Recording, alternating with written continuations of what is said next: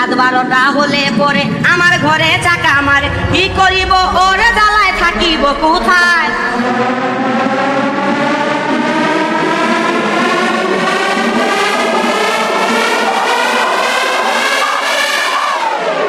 হায় হায় খাটের উপর শুয়াইয়া কি করল